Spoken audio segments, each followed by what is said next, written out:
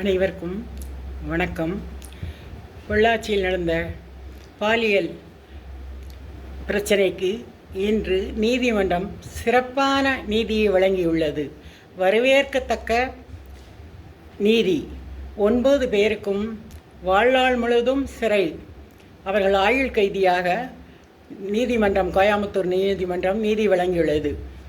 அனைவருக்கும் மிகவும் பிடித்தமான நீதி, அனைவரும் வரவேற்கக்கூடிய நீதி. நீதிமன்றத்துக்கு நன்றி. சிபிஐயிடம் ஒப்படைக்க போய் இந்த நீதி கிடைத்தது. மகளிர்களுக்கு கிடைத்த வெற்றி.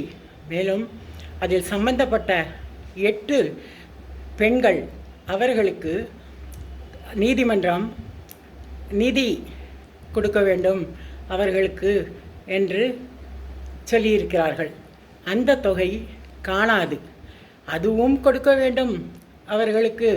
மேலும் அவர்களுக்கு அரசாங்கம் கவனத்தில் எடுத்துக்கொண்டு அந்த பெண்களுக்கு வேலை வாய்ப்பு அவர்கள் தகுதிக்கு ஏற்ற மாதிரி வழங்க வேண்டும் என்று அரசாங்கத்தை நான் கேட்டுக்கொள்கிறேன்.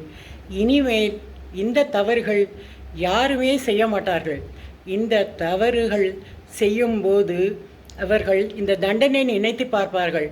இப்படி கடுமையான தண்டனைகள் கொடுத்தால்தான் நீதிமன்றம் திருந்தக்கூடியவர்கள்.